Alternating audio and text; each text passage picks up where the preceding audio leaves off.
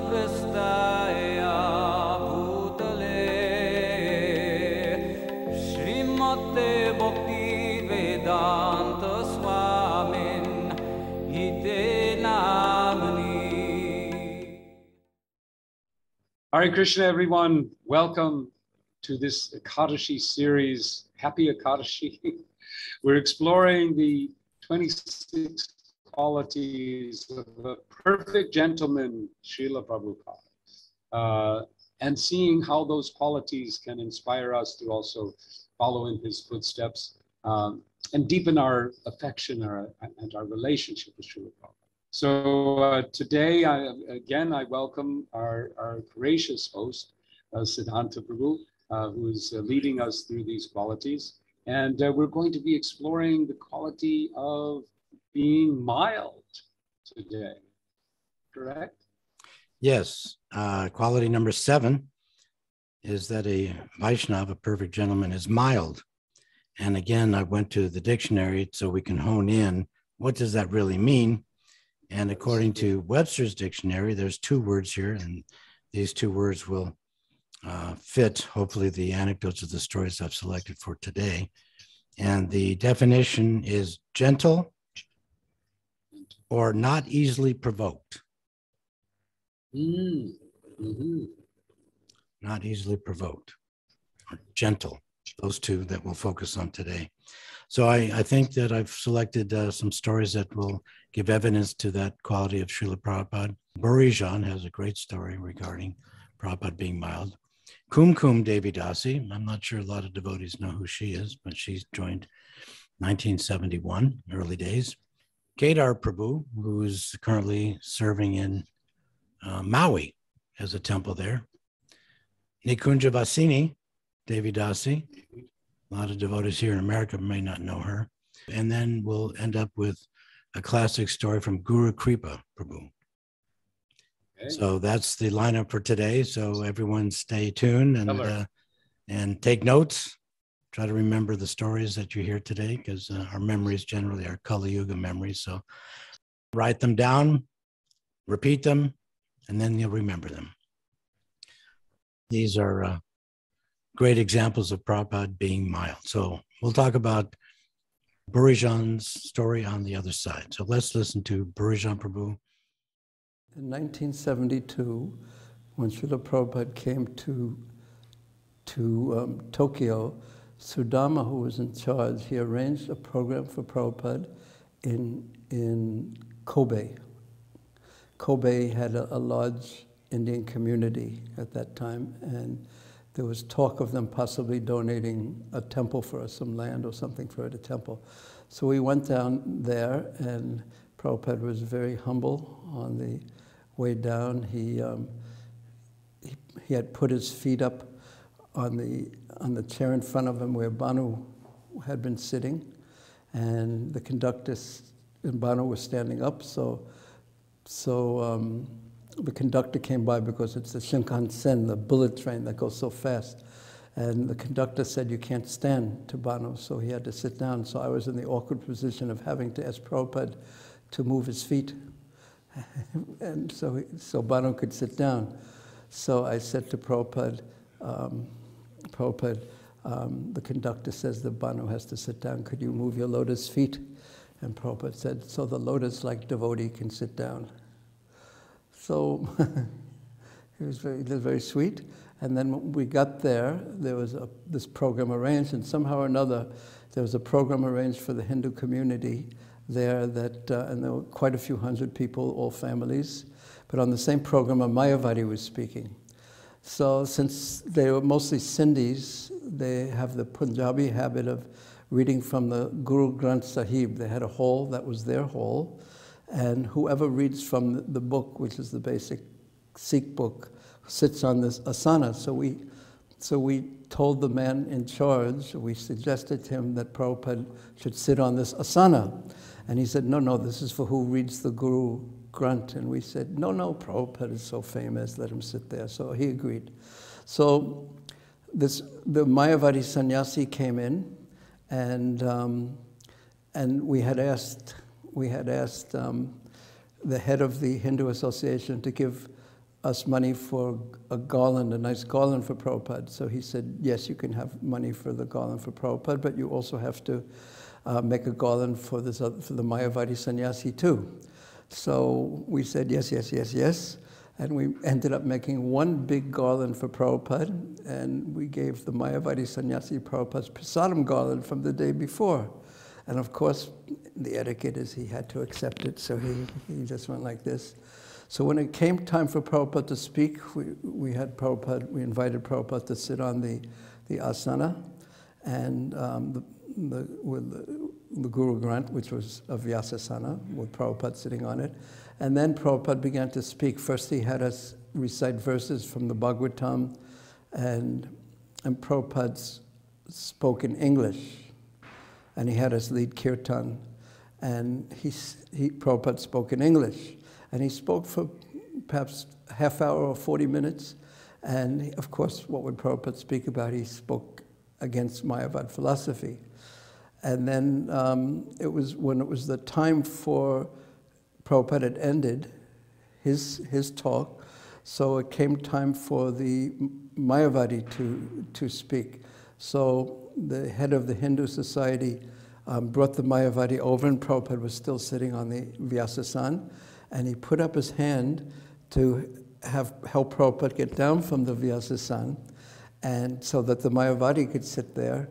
You know, he was dressed in saffron, big beard, and Prabhupada refused to get down from the Vyasasana. He wouldn't get down. He just didn't acknowledge that he was supposed to get down. So what could they do?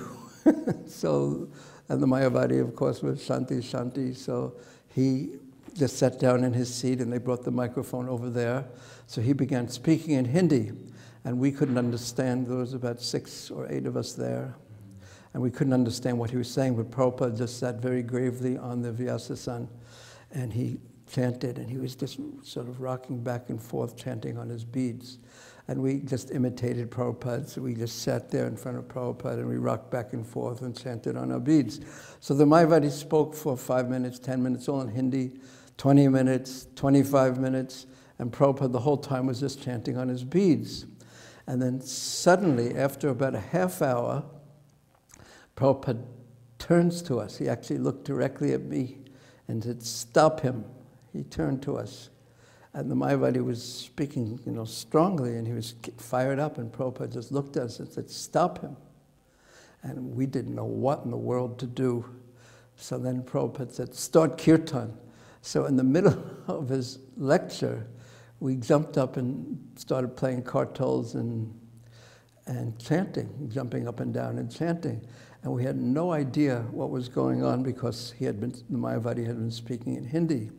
So after the Mayavadi ended his speech, Prabhupada got down from the Vyasasana, and Banu was acting as his servant, so he took him back to the apartment where he was staying. And we stayed around to distribute some books. And then we had no idea what had happened, why Prabhupada had tolerated his speaking or listened to his speaking for a half hour, and then suddenly said, "Stop him."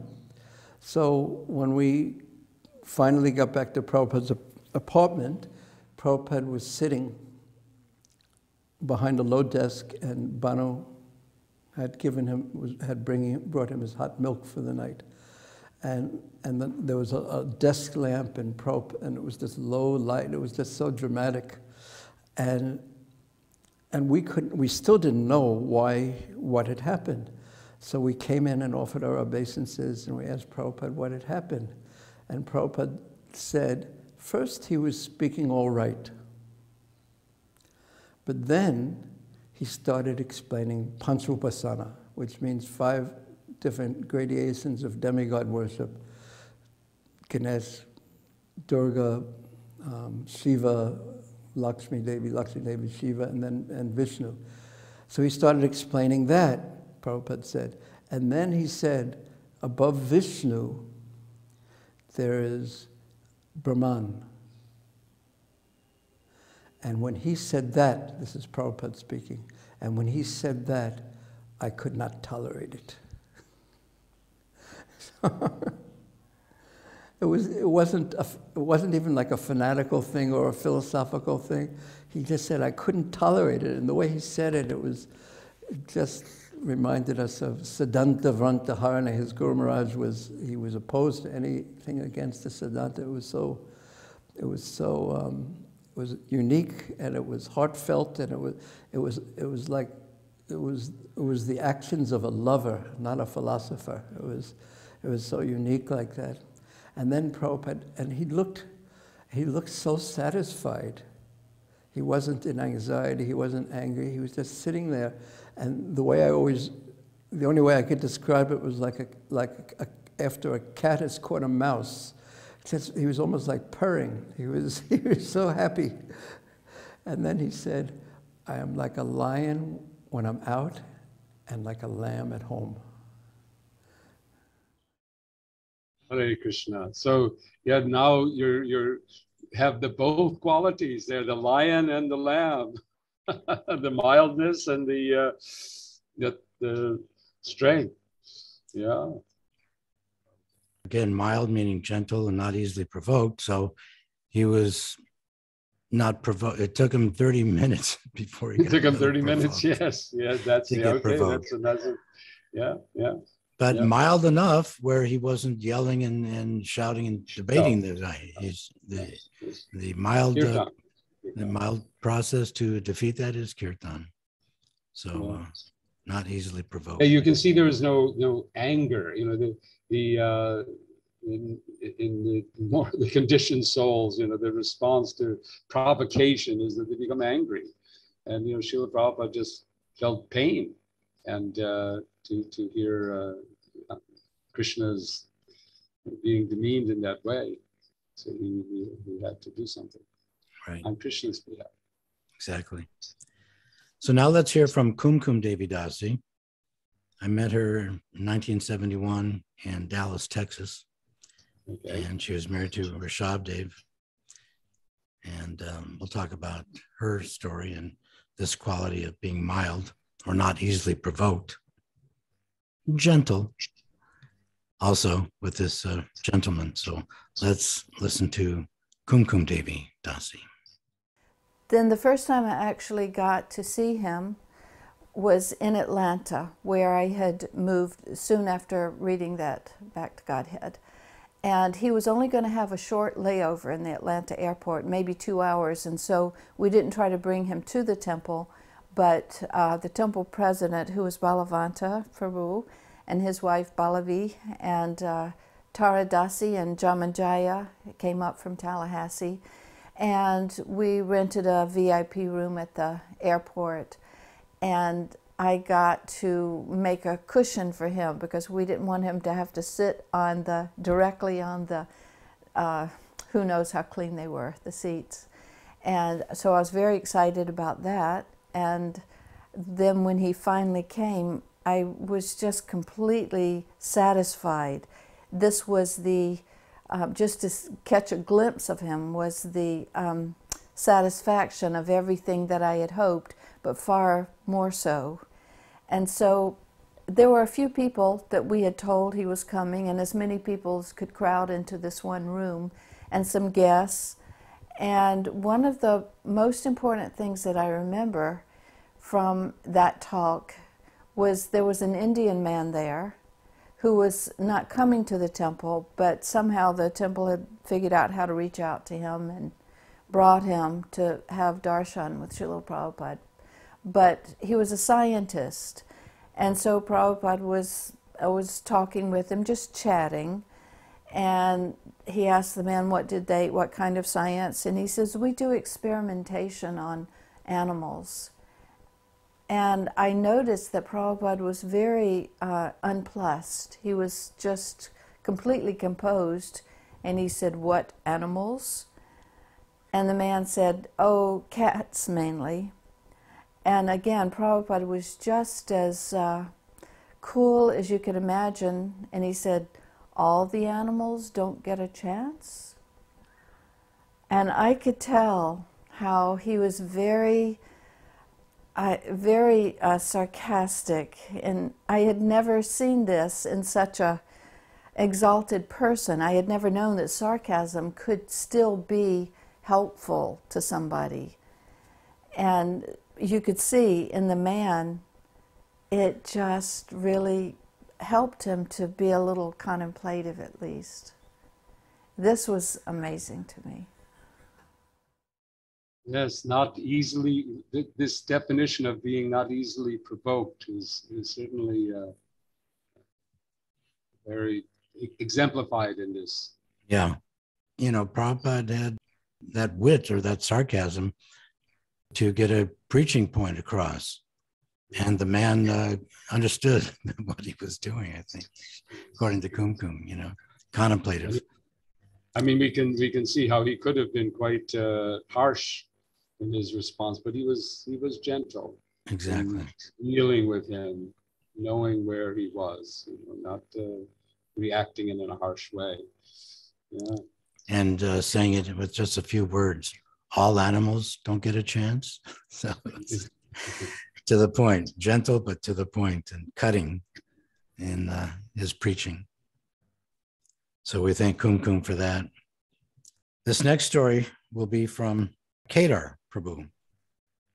He joined in New Zealand when he was like 16 years old. We'll talk about his anecdote about Prabhupada's gentle preaching, actually. So let's listen to Kedar Prabhu.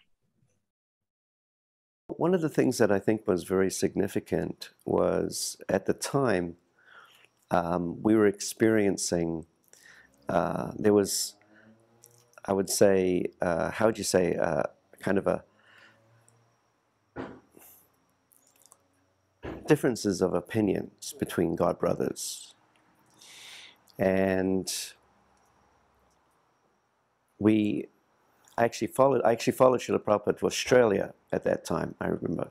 Now, it was a long time ago. And I remember being on the morning walk with Srila Prabhupada. And he said, all the sannyasis were there, and there was this whole conversation about in the temple, outside of the temple. Whether you could actually be Krishna conscious living outside the temple. I was still at school, actually. So I was outside the temple, but I was coming to the temple on a regular basis, chanting rounds, and had received initiation. So this controversy took place, and all the sannyasis were saying, no, no, you cannot. You have to move into the temple. You have to shave your head. You have to do all of these things. My parents, they weren't that cool on me shaving my head. And when I did, they were pretty nice about it. They said, my mother was like, oh, your curls, you lost your curls. I said, don't worry, Mom, it's going to grow back. So I had the courage on the morning walk. I think it was Madhavisa was there, and I had the courage to step up for a moment there. And I said to Srila Prabhupada, Srila Prabhupada, there's so many devotees saying that living inside the temple, or that you cannot live outside the temple, that you must live inside the temple. And this has created a little confusion for me. So he stopped in that moment, and in front of all of the sannyasis, he looked at me and he said, inside the temple, outside the temple, always remember Krishna and never forget Krishna, and your life will be sublime. That was one of the moments that I had, first moments that I had with Srila Prabhupada. I love that. That's such a good example, I think, of that gentle quality of just giving the softly, illuminated and enlightened shelter that he could give you. Yes. Yeah. You just fall into it, He diffused that obvious heavy situation between them, us versus them type of consciousness amongst devotees, some controversy. And in such a gentle way, So I thought it's applicable to our life today and in our own preaching. We should develop that and take that within to when preaching to someone who can't live in the temple for some reason, and preach to them. That's okay. So always remember Krishna and never forget him. That's the principle. The next story will be from Nikunjavasini Devi Dasi. She speaks with a little accent. I haven't subtitled her, but I think she speaks clearly enough with as she speaks English. I think she's Dutch. I think she's from maybe Amsterdam. But this particular story hopefully will solve a controversy that is actually I've seen nowadays going on Facebook and this place and that place about the particular actions of a lady Vaishnav. How are the ladies supposed to behave? We'll talk about that on the other side. This might be new for you. So listen to this one. This one's a unique one. That same year, 74, I was married. I got Brahmin initiation because that was, Prabhupada actually stopped us from taking Brahmin initiation too soon. They had written a recommendation letter to Prabhupada. Prabhupada said, you are going too fast. So that was probably October. We had to do a Brahmin test. There was 10 questions, what the significance of the Guru. And then instead of being initiated second in October, it was November. So then we got Brahmin initiation. And then we went in 76, we went to meet Srila Prabhupada again. And there was another wonderful realization for me after Srila Prabhupada installed the Krishna Balaram deities in New Mayapur. Because it was like this, everyone was always visiting all the temples. Whenever Prabhupada would be in Europe, he'd be in France. All the devotees from Europe went to France. And at that time, Srila Prabhupada had been quite sick. But because Bhagavan was really begging to please Prabhupada, you come, we have the deities to be installed. And so Prabhupada came, and there was three incidences. One was an amazing experience when Prabhupada was bathing the deities, Krishna and Balaram. And there might be a picture of this, but it's not a very, very well-known picture. Srila Prabhupada was first bathed with the big conch shells. He would bathe Lord Balaram, and then we had to bathe, and they were all about the same size. So they are like 3 instead of 2, Krishna and Balaram and Srila Prabhupada. So like friends. And then when Prabhupada had to bathe Krishna, he had to lean forward to bathe Krishna in front of Balaram, and he put his hand on Balaram's shoulder and then bathe Krishna like this. So when I saw this, I said, wow, this is spiritual world. They're the 3 friends together, Krishna, Balaram and Srila Prabhupada. Then a little later we had the big feast. Well, first we had the initiation again, 76, and I had one friend. She said, oh, how I'm supposed to do? I said, you pay dandavats like this, and you say all these things, because I just had it myself. She said, are you sure? Because in those days we were not doing dandavats anymore. It wasn't allowed. I said, I'm sure I did it. You should do it. And when she did that, actually, I was looking at Prabhupada while she was paying her full dandavats in front of Prabhupada. And Prabhupada had this big smile on his face, and there was a picture made of that.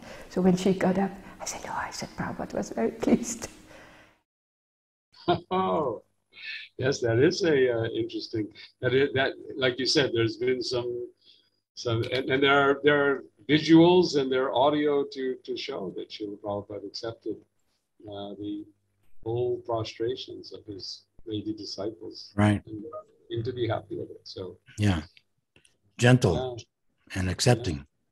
Very accepting. That's another mild character that Prabhupada was accepting of that love and surrender by a lady, full dandavats. It's evidence. So hopefully we'll end the controversy. I don't know, but maybe not. Anyway, yeah, different places. Different strokes for different folks, maybe. But all right, so let's finish our session today with a story from Guru Kripa Prabhu. Again, mild. I'll give a little preview we spoke once before about Prabhupada showing two sides, a thunderbolt and then soft as a rose type of qualities. So this has both of those sides to Prabhupada, but we'll focus on the mild side towards the end of his story. So let's talk about that afterwards and listen now to Guru Kripa Prabhu. One time he came and they sent the servant, 12:30 in the night, to where I was sleeping in Hawaii. And they woke me and said, Srila Prabhupada wants to talk with you. So I went in there, sat down, 12:30. And he excused the servant. We were sitting alone. I said, yes, Srila Prabhupada. And personally, I thought I was doing good. I was sleeping 5 hours a day, getting up, serving, organizing, doing my job. So what are you doing? I said, I'm taking rest. Why? Because I'm tired. Why are you tired? I said, I'm sitting here translating books. I've only had 1.5 hours. That is enough. Why you cannot sit with me and translate? I said, well, but you're a Paramahamsa. I'm a beginner. Why you're not a Paramahamsa? Then I became very frustrated, and then I began to get angry, you know. Personally, why am I getting this? What did I do? Usually you need a reason to get yelled at. And so then I said, but, and then I just said, I'm just a nonsense. He said, why are you a nonsense? And I was trapped. My face turned flush and blue practically, and then I saw that I was angry, and then I also saw what I will do now. I've become angry at Prabhupada, what I can do. He's a person, you're a person. People thought it was so easy to be around His Divine Grace. I laugh, I scoff, many people. They think, oh, Prabhupada, you kept 5 feet from him, you know? And then he got me in the corner. He had me like that, and then nothing to do. I just start to cry. That's all. Just start to cry. I sat there. I was defeated. And then he hugged me, told me one story and sent me to bed like a kid. Told me a story of Krishna, like from the Krishna book. I said, now go take rest. Hare Krishna. So that's an interesting example to choose for mildness. It would seem to be the other side of being strong but well, the mildness comes when the thunderbolt was, first of all, when Prabhupada was setting the standard, like, why can't you work with me? Why are you not a Paramahamsa? And then the end of that story. Are you a nonsense? Yeah. But the end of that situation, confrontation with Guru Kripa, he read him a story, hugged him or patted him on the back and sent him to bed. So that's the soft as the rose. And also, as Guru Kripa pointed out, that he only, the metaphor of spice came to my mind. You know, when you go, do you want super hot or mild? You know, in terms of the spiciness. So the amount of spice that Srila Prabhupada would put into his relationship with you, depended on your ability to digest it, to take it. You know, and for some, like Guru Kripa was able to have that relationship where he could take the stronger sauce, but when Srila Prabhupada saw, oh, this is maybe a bit too much here, he brought it all down, very gently, made it mild. Right. Gentle, right. So with that, I thank you for engaging me and the listeners. Hopefully we will give them, have given them some thoughts to inspire them. Ekadashi with this Srila Prabhupada. Right. And thank you to our audience to join us. Please make sure to share with all of your friends and associates as well. Hare Krishna. Jai.